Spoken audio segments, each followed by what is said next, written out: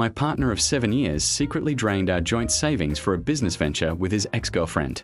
I'm 32 female, reeling right now and honestly don't know what to do. My partner, Mark, 33 male, and I have been together for 7 incredibly long years. We've built a life together, or so I thought. We share an apartment, a dog, and what I believed was a deep, unshakable trust. We've always been open about our finances. At least that's what I believed. We have a joint savings account where we've been putting money away for a down payment on a house, something we've talked about since year 3 of our relationship. That account was our future, our security, our shared dream. Or, again, so I thought. A little over a week ago, I got an alert from our bank, a notification that our savings account balance had dipped dangerously low. Not just a little low, but almost completely depleted. My heart stopped. I immediately thought of fraud, a data breach, something external and malicious. I called Mark, frantic, expecting him to be equally horrified. His reaction, however, was not what I anticipated. He was evasive, quiet, almost offensive. He mumbled something about an investment opportunity and not wanting to worry me. I pressed him, demanding to know what he was talking about. This was our money, not his to unilaterally invest. He finally admitted, with considerable hesitation, that he had taken out a significant portion, nearly 90%, of our joint savings. He then dropped the bomb. He had invested it in a new business venture with his ex-girlfriend, Sarah. My stomach plummeted. Sarah was his high school sweetheart, a relationship that ended quite dramatically, according to Mark, because she cheated on him. They'd been in sporadic contact over the years, mostly through social media, but I never considered her a threat. Mark always reassured me that their past was firmly in the past. He said he harbored no ill will, but also no romantic feelings.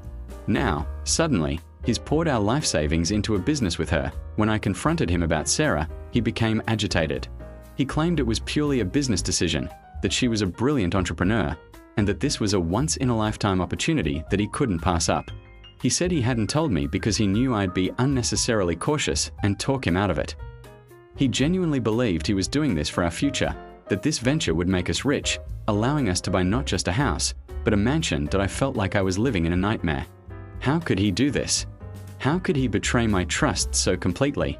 The fact that it was with an ex-girlfriend, the one he always downplayed, added another layer of pain and suspicion. I asked him what this business was, and he explained it was a disruptive tech startup in the sustainable energy sector.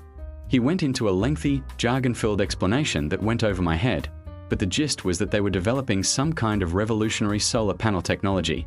He showed me some flashy prototypes and a very slick business plan, all co-authored by him and Sarah. I tried to be rational, to see past the immediate hurt. I asked for more details about the business. Who else was involved? What was their exit strategy? What were the risks? He had answers for everything, rehearsed and polished, almost too perfect. He said they had a team of engineers, a marketing plan, and even some preliminary investors lined up for a later round.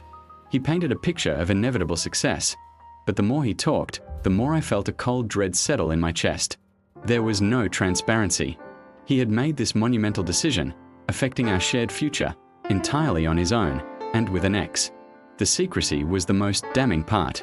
If this was such a brilliant, surefire plan, why hide it? Why not discuss it with me, his partner of 7 years? I spent the next few days in a fog. I couldn't eat, couldn't sleep. Every time I looked at Mark, I saw a stranger. The man I loved, the man I trusted implicitly, had gambled away our future without a word. I started doing my own research, quietly, trying to verify some of the things Mark had told me. I looked up Sarah online. Her LinkedIn profile did show a background in renewable energy, but nothing that screamed brilliant entrepreneur. Her previous roles were mostly in sales, not R&D or executive leadership. I also couldn't find any public information about this disruptive tech startup. No press releases, no company website, no mention of them in industry news. It was like they didn't exist outside of Mark's fervent descriptions. The more I investigated, the more holes I found in Mark's story. I casually brought up some of my findings, phrasing them as just curious questions. He became increasingly defensive, accusing me of not trusting him, of trying to sabotage his dreams. He even suggested I was jealous of Sarah, which infuriated me. It wasn't about jealousy, It was about the colossal breach of trust and the reckless endangerment of our financial security that I decided to confront him directly. I told him I needed to see all the documentation related to this investment. The legal agreements, the business plan, bank statements showing where the money went, everything. He balked. He said it was confidential and proprietary information that he couldn't just share. That was the final straw. If it was our money, then I had every right to see exactly where it had gone and what it was supposedly invested in. That I told him that if he couldn't show me the documentation, I would assume the worst. I would assume he had been scammed, or worse, that he was deliberately trying to cut me out. The conversation devolved into a shouting match. He accused me of being unsupportive, of being a negative Nancy. I accused him of being a liar and a thief. That I, in the heat of the argument, something else slipped out. He admitted that Sarah had approached him initially, not the other way around. She had called him a few months ago, just catching up, and then started pitching him this business idea. He said he was initially skeptical, but she was so passionate and convincing that he eventually came around. This detail, that she initiated contact and then immediately pivoted to a business pitch, made me even more suspicious. It felt calculated. That I asked him about the timeline. When did this all happen? He said they'd been working on it for about 4 months. 4 months. 4 months of him secretly planning, strategizing, and ultimately draining our joint savings behind my back. While I was making dinner, planning vacations, and discussing our future, he was actively dismantling it. I asked him where the company headquarters were. He said they were working remotely for now, but planning to get an office space soon. I pushed him to tell me where Sarah was based. He hesitated, then said she was still living in the same city we were in. So, not only were they working together, but they were in close proximity, meeting up without my knowledge. That I felt a wave of nausea. Could this be more than just a business venture? Could there be something romantic rekindling between them? The thought made me sick. I pressed him on this. He vehemently denied it, swore on his mother's grave that there was nothing romantic going on. He said I was being paranoid, that I was letting my insecurity ruin a good thing. But the facts were stacking up against him. The secrecy, the ex-girlfriend, the refusal to show me the details of the investment, the vague business claims. It all pointed to something deeply wrong. I told him that I needed proof, concrete evidence that our money was actually invested in a legitimate business, and not just lining Sarah's pockets or funding some fantasy. He eventually relented, somewhat. He agreed to set up a meeting with Sarah and himself to explain everything. He said he would share some of the documents then. I agreed, but with a heavy heart. I felt like I was walking into a trap, but I also felt like I had no choice. I needed answers, and I needed to see this woman who had somehow managed to siphon away our future. The meeting was set for 2 days later at a neutral coffee shop. I spent those 2 days in a state of high anxiety. I tried to prepare myself for whatever they would say, whatever flimsy excuses they would offer. I mentally rehearsed my questions, determined not to be swayed by their charm or their elaborate stories. When I arrived at the coffee shop, Mark was already there, looking nervous.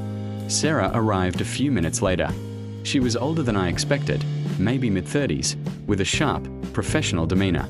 She greeted me with an overly enthusiastic smile and a firm handshake that felt more like a power play than a friendly gesture. When I told Sarah, she hugged me tightly, a mix of relief and vindication in her eyes. "See," she whispered, "even they know it's not right." The hard part, however, was telling my parents and Mark. I knew it wouldn't be easy. I braced myself for their anger, their disappointment, their accusations. I called them, first my mother. I explained what the transplant center had told me, trying to frame it as a medical decision, not a personal one. My mother was furious. "This is ridiculous," she shrieked. "They're just making excuses. You're his brother, you're a match. You have to fight this. He's dying." She accused me of being selfish, heartless, of wanting my brother to die. She brought up every favor they had ever done for me, every sacrifice they had supposedly made, twisting it into a weapon to inflict guilt. "After everything we've done for you, this is how you repay us? By letting your own brother perish." I tried to remain calm, to explain that it wasn't my decision alone, that the doctors had advised against it for my own mental well-being. But she wasn't listening. She was too consumed by her own grief and anger, and her unwavering belief in Mark's entitlement. She hung up on me, furious. Then came the call from Mark. His voice was weak, but laced with a familiar venom. "So, you're just going to let me die, huh?" he rasped. "After everything I've done for you." I was stunned. He had done nothing for me, ever. In fact, he had done the opposite. I reminded him of a few choice incidents from our childhood, things he had said and done. He denied them all, claiming I was making things up or exaggerating. He even started crying, playing the victim, accusing me of trying to destroy him even when he was at his most vulnerable. It was vintage Mark, manipulating and guilting me. Even from his sickbed I hung up, my hand shaking. I felt a surge of anger mixed with a strange sense of clarity. This was it. This was the moment of truth. I had spent my entire life trying to earn their approval, trying to be good enough, and it was never going to happen. They would always prioritize Mark, always see me as secondary, always expect me to sacrifice for him without question or gratitude. Sarah found me sitting on the couch, staring blankly ahead. She sat beside me, took my hand, and just held it. I told her everything. She didn't say, "I told you so." She just listened, her presence a silent balm to my frayed nerves. "You did the right thing," she finally said, her voice soft but firm. "You protected yourself. And you listened to what your heart, and the doctors, were telling you. You are not responsible for Mark's health. He is." Since then, the fallout has been immense. My parents have essentially disowned me. They send me scathing texts and emails, accusing me of murder, of being an ungrateful monster. They've told extended family members a distorted version of the story, portraying me as the villain who refused to save his dying brother. Some relatives, those who are more enmeshed with my parents, have sided with them, sending me their own accusatory messages. Others, those who have always seen the favoritism firsthand, have reached out with quiet support, expressing understanding and even admiration for my decision. Mark is still on the transplant list, waiting for a suitable donor. I genuinely hope he gets the kidney he needs. I don't wish death upon him, despite everything. But I also know that I cannot be the one to give it to him. The emotional cost would be too high, a wound that would never heal. Our lives have become significantly quieter. The holiday invitations have stopped. The infrequent, strained phone calls from my mother have ceased. In a way, it's a relief. The emotional weight of trying to navigate that toxic family dynamic has been lifted. Sarah has been my unwavering champion through it all. She has shielded me from the worst of my parents' attacks, filtered their hateful messages, and constantly reminded me that I made the best decision for myself and for our marriage. She has been my strength, my confidant, and my unwavering moral compass. Sometimes, a pang of guilt still hits me, a fleeting whisper of what if. But then I remember Sarah's words, the psychiatrist's advice, and the years of emotional abuse. I remember the absolute lack of remorse or even acknowledgement from Mark and my parents. And the guilt subsides, replaced by a quiet sense of peace. I finally chose myself, for the first time in my life. And I know, with absolute certainty, that it was the right choice. Our future, free from their shadow, looks brighter than ever.